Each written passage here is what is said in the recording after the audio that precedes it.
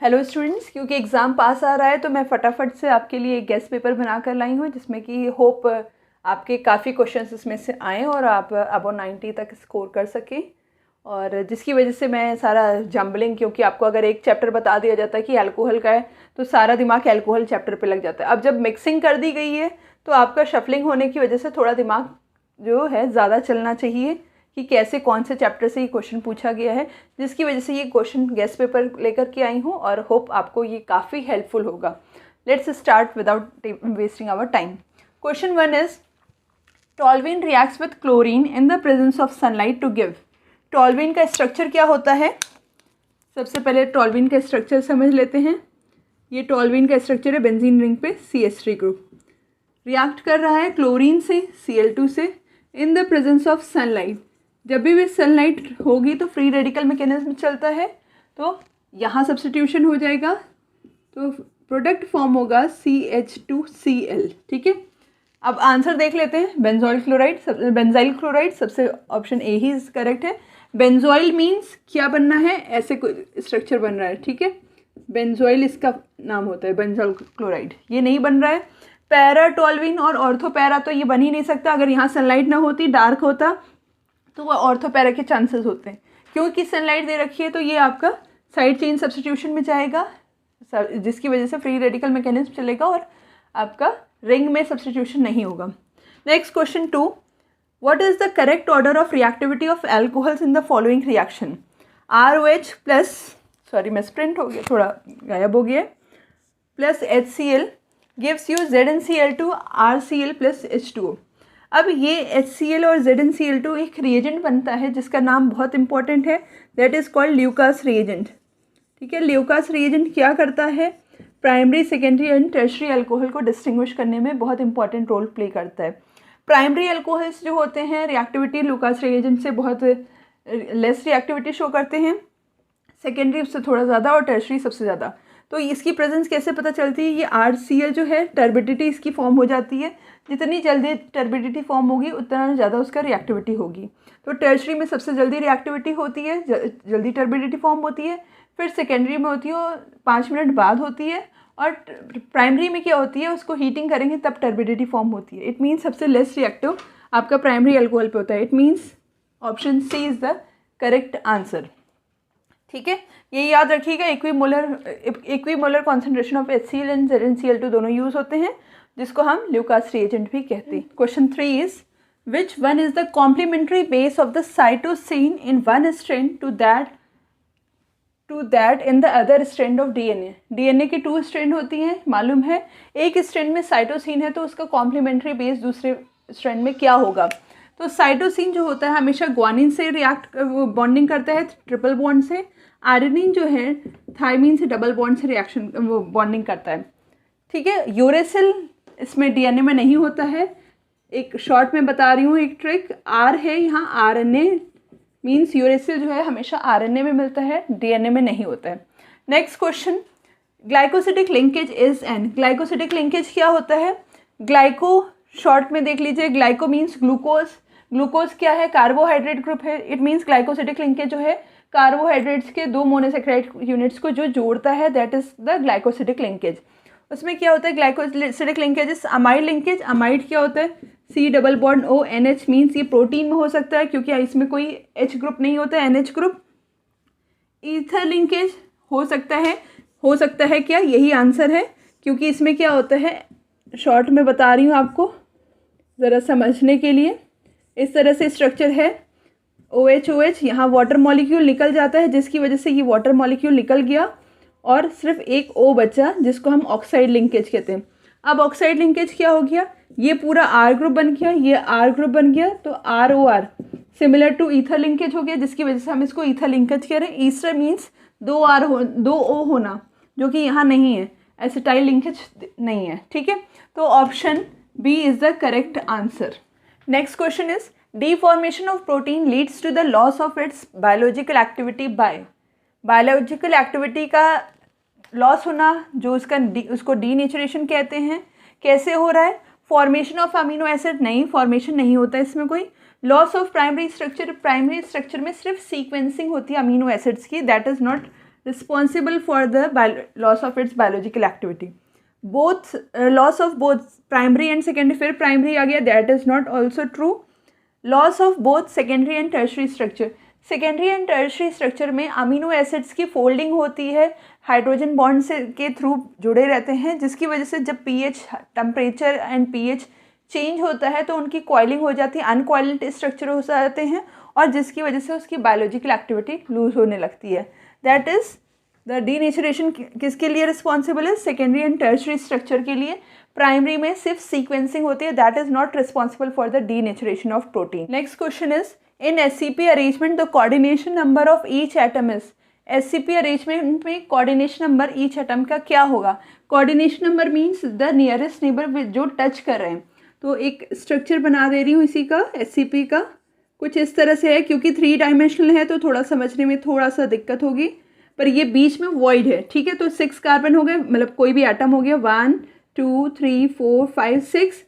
अब इन दोनों के बीच में एक रहेगा, ऐसा करके स्ट्रक्चर इसके ऊपर रखा जाएगा, फिर ऐसा ही स्ट्रक्चर इस तरफ से रखा जाएगा. ठीक है, तो क्या हो गया, अब ऐसा बना, 6 इधर हो गए, 7 8 9 10 11 12, तो 12 हो गए. 12 इसको टच करेंगे जिसकी वजह से कोऑर्डिनेशन नंबर इसका 12 आ जाएगा.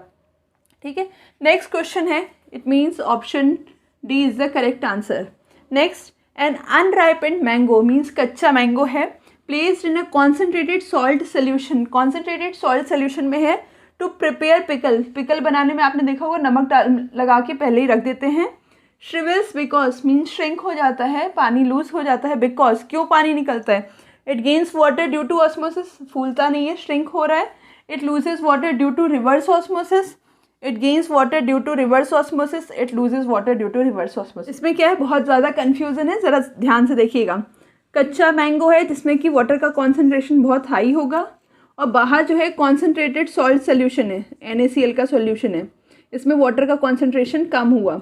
ठीक है, हमें मालूम है ऑस्मोसिस क्या होता है, वो हायर कॉन्सेंट्रेशन से लोअर कॉन्सेंट्रेशन में जाना पानी का, हायर से लोअर की तरफ.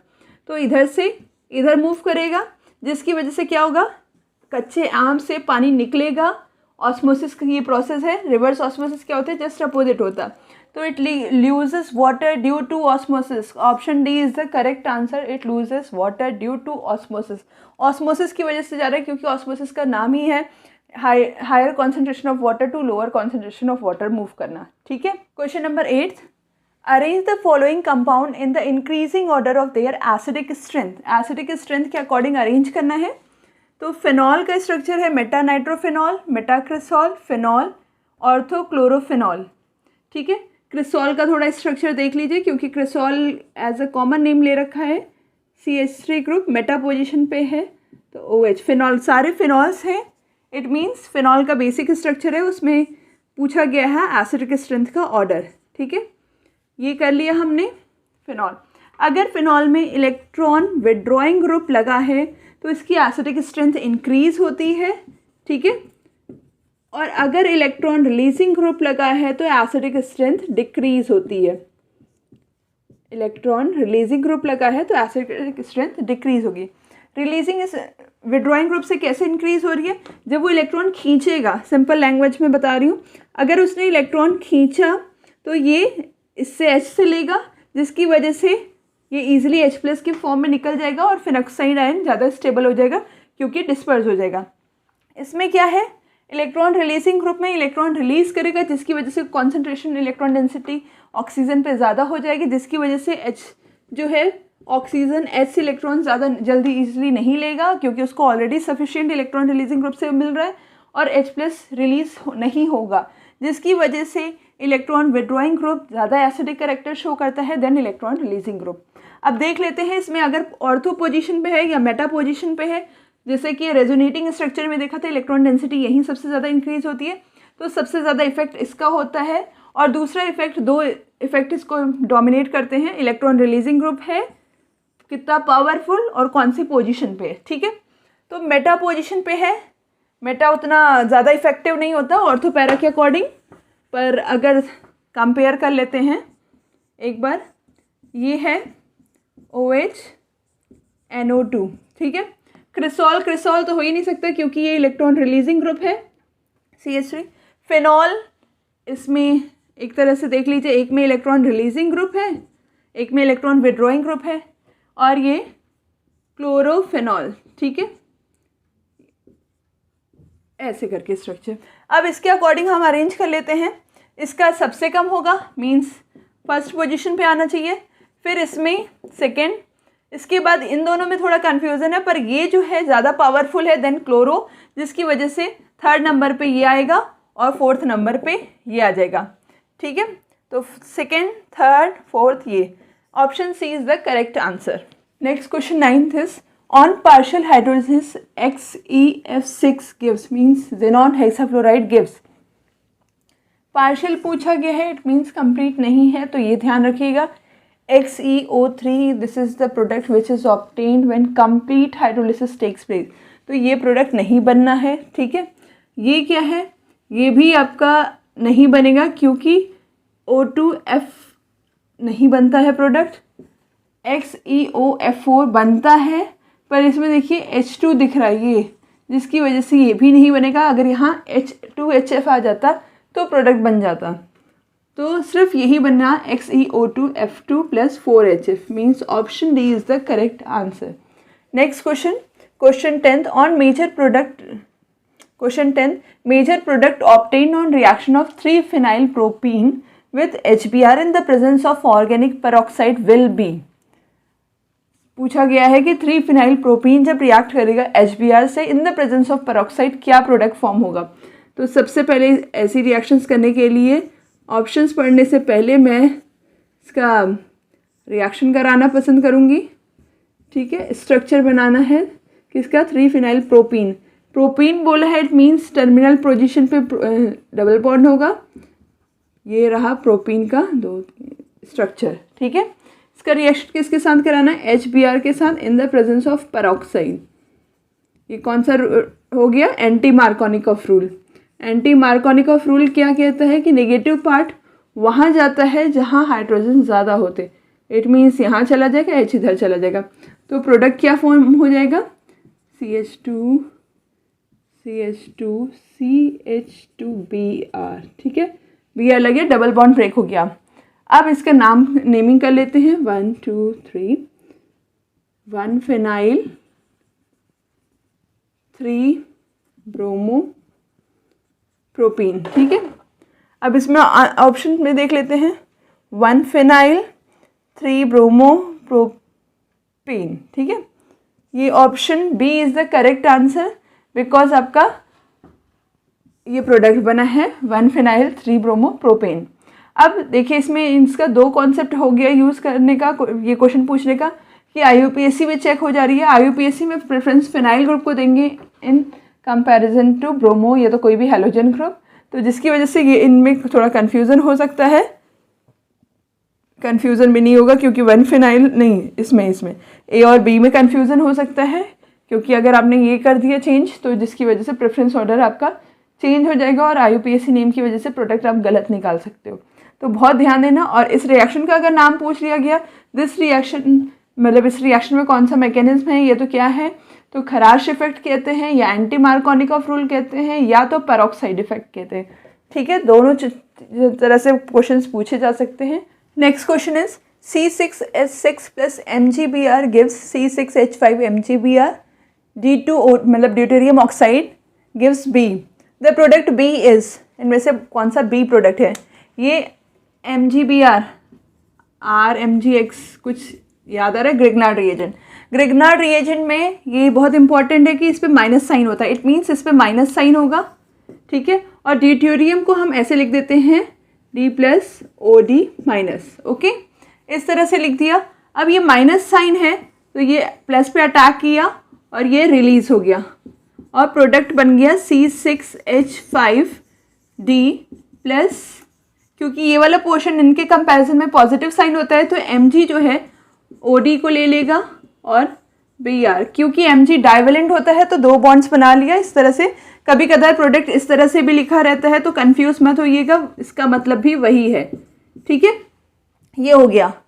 Next question is the set with order of acidity, ये एसिडिटी का ऑर्डर है, इसमें दे रखा है क्लोरो के ऑक्सो एसिड्स। अब हमें मालूम है कि ऑक्सो एसिड जितना ज़्यादा ऑक्सीडेशन नंबर होगा, जितना ज़्यादा होगा उतना ज़्यादा उसका एसिडिक नेचर होगा। ठीक है, तो सबसे पहले ऑक्सीडेशन नंबर निकाल लेते हैं HClO का। H का +1 होता है, X का क्लोरीन का निकालना है, इसका -2 होता है। ठीक है, -2 इट मीन्स 2 में से 1 गए, 1 आ गया। HClO2 का 1 + X 2 और 2 हैं, जिसकी वजह से 2 × 2 4, 4 में से 1 हुआ, 3 आ गया। HClO3 1 + X -2 × 3 तो आ गया 5। HClO4 1 + X -2 × 4 X = आ गया 7। इट मीन्स जितना ज़्यादा ऑक्सीडेशन नंबर उतना ज़्यादा एसिडिक करेक्टर 7। तो इसका ज़्यादा एसिडिक करेक्टर होगा, फिर इसका होगा, फिर इसका होगा, फिर इसका। It means option A is the correct answer. Next question is question number 13। In the following reaction identify A and B। Reaction क्या है?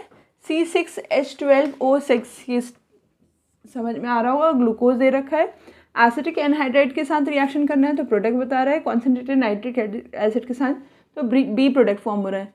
तो अब आपको इसमें चूज़ करना है कि कौन सा है। तो हमें मालूम है स्ट्रक्चर थोड़ा हम ऐसे बना दे रहे हैं तो ज़्यादा हमारे लिए कन्वीनियंट हो जाता है रिएक्शंस करना। ठीक है, ये हो गया ग्लूकोज का स्ट्रक्चर।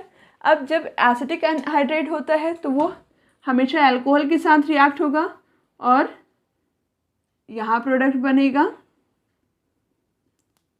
COCH3 COCH3 4। ठीक है, ये प्रोडक्ट बन गया ए वाला। बी वाले में क्या होता है? कॉन्सेंट्रेटेड नाइट्रिक एसिड मीन्स बहुत ज़्यादा स्ट्रॉन्ग ऑक्सीडाइजिंग एजेंट है, जिसकी वजह से यहाँ का और यहाँ का aldehyde and alcohol, primary alcohol, दोनों को वो ऑक्सीडाइज कर देगा और कन्वर्ट हो जाएगा दोनों ही चीज़ें एसिडिक ग्रुप में। ठीक है, मीन्स COH दोनों तरफ आ जाएगा, इस तरह से प्रोडक्ट बन जाएगा। ये CHOH4 को ऐसे ही रहने देगा, यहाँ भी एसिड बन जाएगा OOH, क्योंकि स्ट्रॉन्ग ऑक्सीडाइजिंग एजेंट है तो दोनों ही तरफ ऑक्सीडाइज कर देगा। तो अब देख लेते हैं ए कहाँ है। CHO, ए में CHO दो ही जगह, CHO CH3 नहीं होगा, ये 4 बनेगा क्योंकि 4 थे वहाँ, 4 CH2O CO CH3 ये हुआ। बी दोनों ही तरफ acid means option D is the correct answer. अब इसका नाम क्या होता है? ग्लूकेरिक एसिड। ठीक है, कभी कभार या सैचुरिक एसिड नाम पूछ लिया जाता है कि ये क्या बन रहा है, तो आपको मालूम होना चाहिए कि क्या है। ठीक है, कभी कभार नाम से भी पूछ लिया जाता है कि कौन सा ये जो स्ट्रक्चर है इसका नाम क्या है। Next question is question number 14। solubility of gases in liquids decreases with rise in temperature because dissolution is an। बताया जा रहा है कि solubility gases की लिक्विड में डिक्रीज हो रही है जैसे टेम्परेचर बढ़ रहा है। थोड़ा एग्जाम्पल से समझा देती हूँ। जब वाटर होता है, बॉयल करते हो तो बबल्स निकलते हैं, इसका मतलब उसमें जो गैसेस डिजॉल्व होती हैं वो इवोपरेट होने लगती है। Solubility of gases in liquids decrease, मतलब अभी उसमें सॉल्युबल था, जैसे ही टेम्परेचर बढ़ा रहे वो निकलने लग गया। तो ऐसा प्रोसेस कौन सा है? एंडोथर्मिक नहीं होता, कूलिंग नहीं होती है, reversible. Exothermic and reversible means option D is the correct answer. इसीलिए अकॉर्डिंग टू ली चिटेलियस प्रिंसिपल जब क्या होता है टेम्परेचर राइज करते हैं तो सॉल्युबिलिटी डिक्रीज होती है। ठीक है, next question is question number 15। Which of the following reaction is use to prepare salicylaldehyde. Salicylaldehyde अधिकतर बच्चों को ये तो है ही नहीं, डार्ड और फ्रैंकलिस्टीन ये तो मालूम ही है। कन्फ्यूज़न होता है कोलबेस एंड रीमाटिमर में। कोलबेस में हमेशा एसिड फॉर्म होता है जिसका नाम होता है सैलिसिलिक एसिड, और रीमाटिमर रिएक्शन में जो है सैलिसिल्डिहाइड फॉर्म होता है। That is the very important reaction. कभी कभार इसमें ये भी पूछ लिया जाता है कि इसका इलेक्ट्रोफाइल क्या है इस रिएक्शन का। तो the electrophile is carbene CCl2 और 2 डॉट्स हैं। ये भी पूछ लिया जाता है। Next question 16th is the boiling point of alcohols are higher than those of hydrocarbon of comparable masses due to.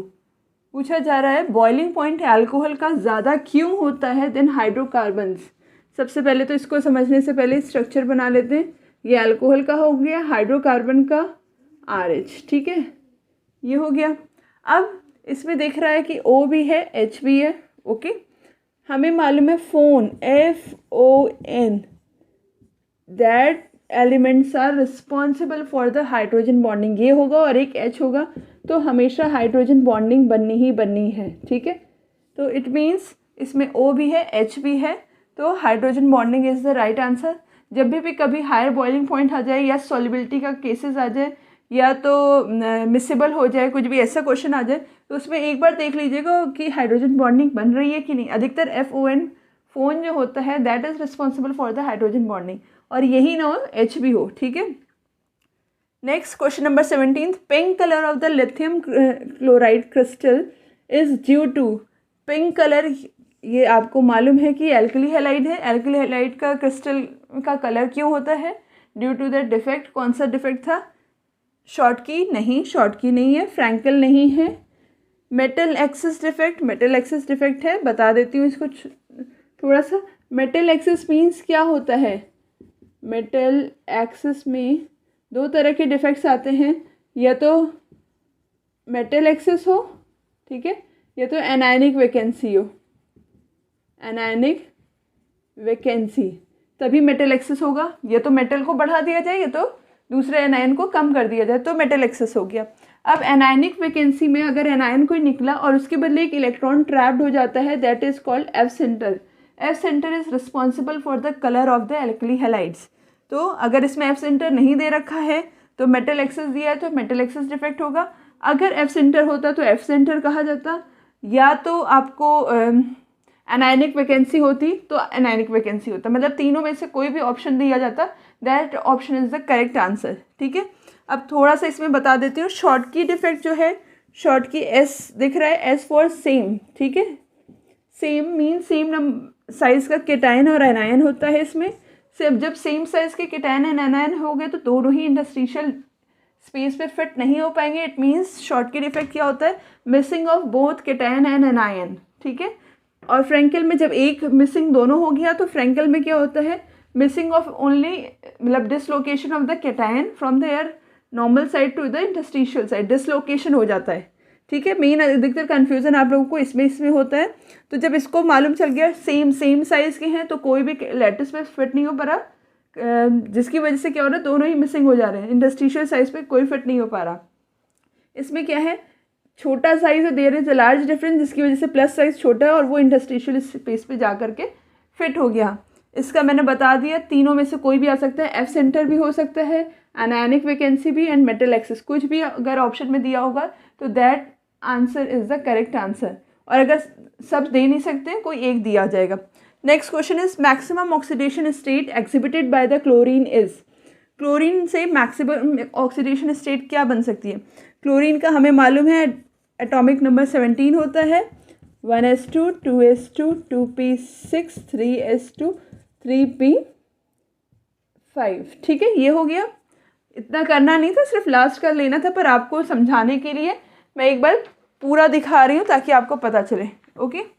हमें लास्ट से मतलब है, तो हमने स्ट्रक्चर का ऐसे कुछ कर दिया, 3s2 एंड 1 2 3 4 5, ये हो गया आउटर मोस्ट शेल का कॉन्फ़िगरेशन क्लोरीन का। अब क्योंकि इसमें डी ऑर्बिटल्स भी होती हैं, मैक्सिमम पूछा गया है, तो ये जंप किया, इधर आया एक्साइटेड स्टेट में, ये इधर आया, ये इधर आया। अब जितने भी अनपेयर्ड इलेक्ट्रॉन्स होंगे, that shows the maximum oxidation state of the chlorine. अब काउंट कर लेते हैं, 1 2 3 4 5 6 7। It means +7 is the maximum oxidation state of the chlorine. किसी की भी मैक्सिमम ऑक्सीडेशन स्टेट निकालनी होगी तो उसका कॉन्फ़िगरेशन करेंगे, आउटर मोस्ट शेल जो होगी उसको एक्साइटेड स्टेट में ले जाएंगे और सारे अनपेयर्ड इलेक्ट्रॉन्स को काउंट कर लेंगे। Next question number 19, metal M ion forms a CCP structure. Oxide ion occupies 1/2 octahedral and 1/2 tetrahedral voids. ठीक है. What is the formula of the oxide? हमें मालूम है अगर मेटल M जो है, मेटल M जो CCP स्ट्रक्चर बना रहा है उसके आयंस कितने होंगे? Ions of metal M suppose करते हैं N है, तो ऑक्टाहेड्रल वॉइड्स कितनी होती हैं? ऑक्टाहेड्रल वॉइड्स भी N होती हैं, ये फॉर्मूला है. टेट्राहेड्रल वॉइड्स कितनी होती हैं? उसका डबल होती हैं, टेट्राहेड्रल 2N होती हैं. अब इसमें कहा गया है इतना एंड इतना वॉइड्स हैं. ठीक है. ऑक्साइड जो है ऑक्यूपाई कितने कर रहे हैं? इतनी टोटल वॉइड्स हैं, उसमें ऑक्यूपाई कर रहे हैं 1/2 और टेट्राहेड्रल में भी 1/2 कर रहे हैं. ठीक है. तो ये कट गया. अब टोटल हम देख लेते हैं कि n/2 और n आ गया. सबसे पहले तो इसको सॉल्व कर लेते हैं. इतना प्लस इतना कर देते हैं. कॉमन ले लिया, एलसीएम ले लिया 2 n, 1 2 जा 2 तो प्लस 2n हो गया. इट मीन्स 3n/2 आ गया. ओके, ये हो गया. अब हम रेशियो निकाल लेते हैं. m/n का, ऑक्साइड है ना, m/O का.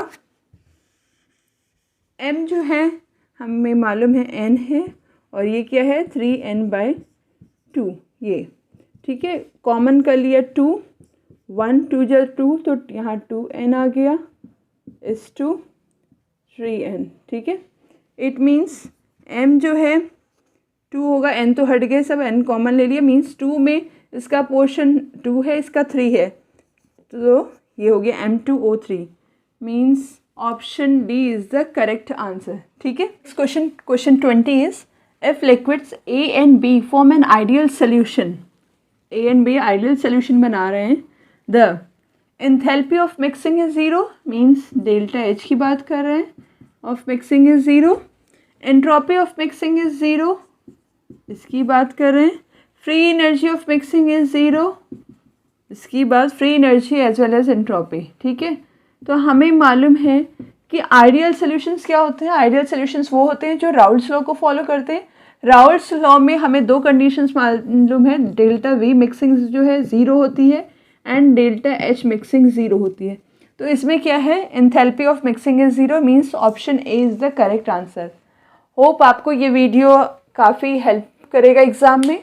और अगर आपको प्लीज़ अच्छा लग रहा हो मेरा वीडियो और आपके कॉन्सेप्ट्स क्लियर हो रहे हो, क्योंकि कहीं भी आपने MCQ विथ एक्सप्लेनेशन इतना अच्छा नहीं देखा होगा. अगर आपको मेरा वीडियो पसंद आ रहा हो तो please like share and subscribe करना ना भूलें, क्योंकि अभी सेकेंड टर्म बचा है हमारा. ये तो फर्स्ट टर्म है, ये तो अभी शुरुआत है. अभी सेकेंड टर्म के लिए हमें बहुत आगे तक जाना है और बहुत अच्छी अपनी केमिस्ट्री करनी है. तो प्लीज़ एक सब्सक्राइब एंड लाइक तो बनता है आपकी तरफ से. Thank you.